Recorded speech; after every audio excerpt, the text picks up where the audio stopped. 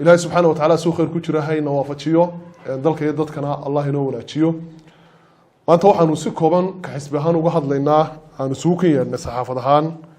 dhiilada runtii ka imanaysa sanaag bari maalin kasta joogtada ah gaar ahaan magaalada Badhan waxaad la wada socotaan laba sano xukuumadda kulmiye talada dalka haysay bari ilaa galbeed cabashada bulshada ee dhinac kasta ku wajahanay aad baa u soo tarmay xukuumad bulshadeeda u dhagan nugul oo dhaliisheeda dhageysanaysa oo diyaar u ah wixii saxniina ee saxitaana iyo wax qabashana meesha kama muuqato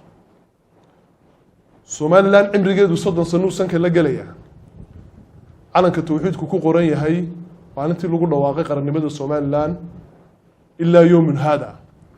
waa markii koowaad ee taariikhda Somaliland ay gasho in dhulka la dhigo dhaliisheeda iyo ceebteeda cid korka ka saaran yahay oo cid ahadba maanta talada dalka haysa uu koow ka yahay madaxweynuhu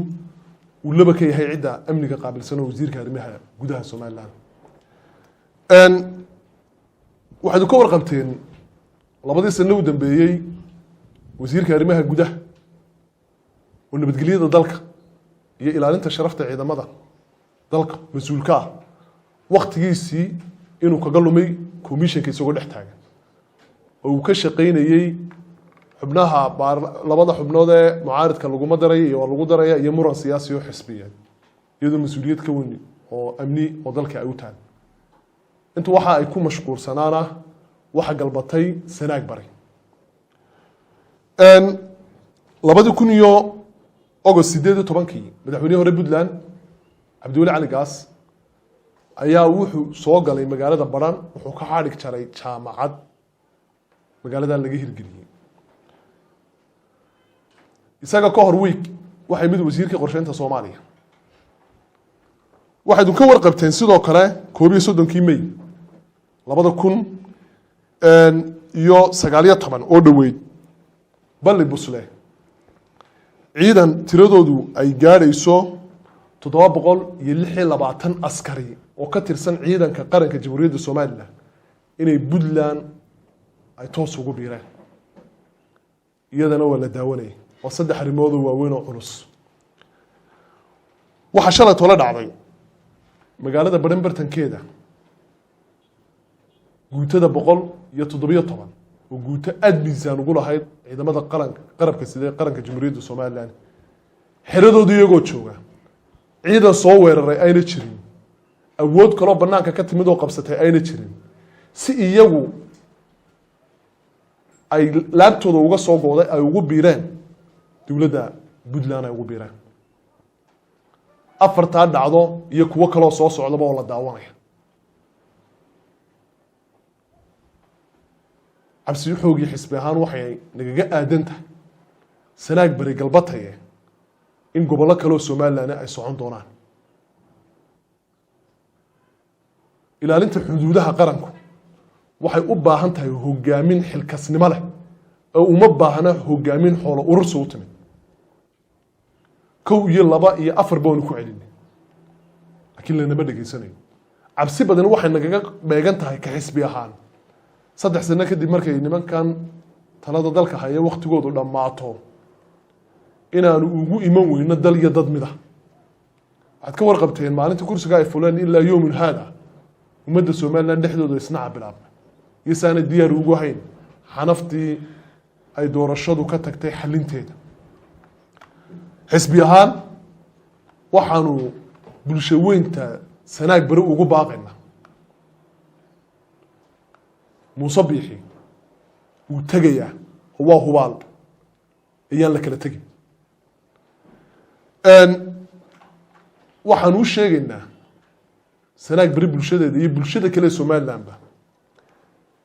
inay xisbi ahaan mudnaanteeda koowaad tahay isku haynta dalka iyo dadka inaanu diyaar u nahay tabasho kasta oo gobolada bari ka jirta inaanu xalino insha Allah markaan kursiga nimanaa hadii Ilaahay subhanahu wa ta'ala na waafajiyo inayna damqaysa dhilada maalin kasta joogta ee dhaawacaya dhimashada ah inayna damqayso furfurka ciidamada qalabka Jamhuuriyadda Somaliland ku yimid ee aan la danaynin inayna damqayso tabashadooda aan la dhegaysanayn, inayna damqayso kuraasta ama xilalka qaranka iyo xoolaha ummadda ka dhaxeeya inay afraad khaasi isku koobtay oo dheeligii saamiga xukuumaddu uu dhinac u janjeeray inayna damqayso. in Somaliland cadaalad iyo sinaan lagu wada naaloonayo aanu tooshu shidano oo miiska talada ay iman doonto cid kasta oo wax tabanaysa inaanu diyaar u nahay. sanaag bariye bulshadeeda waxaan leenahay saldanad guuna baa tihiin, Somaliland taariikhdeedaad ku suntan tihiin, dakharada iyo nabarada iyo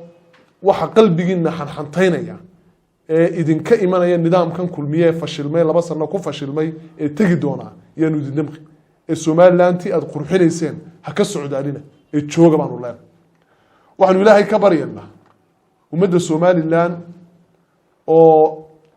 la jihabaabiyay haddana mushkilad fara badan dhexdooda ay taalo oo aad arkaysaan siyaasadda arrimaha dibadda fashilka haysta. sawiro hor la saakana soo baxayay oo madaxweyne Muuse Biixi iyo wasiirkii khaarijiga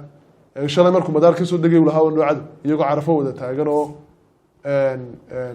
oo kuwii hore ahayn. waxay muujinaysaa habowga hogaamineed ee dalka haysta, meel loo socdo iyo meel lagu socdo toona lama garanayo. marka ummadda Somaliland bari ilaa galbeed waxaan leenahay midnimadiinni baa muhiim ahayd, qarankuna taas ku qurux badnaa, taa aynu wada ilaalino. ilaahay subxaanahu wa tacaala faraj buu furi doonaa, samirka iyo dhabar adayga aynu ogaano, nidaamkan jirana ha loo diyaar garoobo sidii gacan buu ku yimiday gacan aynu meesha ugaga qaadi lahayn oo cod xor iyo xalaala aynu ugu bedeli lahayn biidni illaahi baari. aad iyo aad baad mahadsantihiin.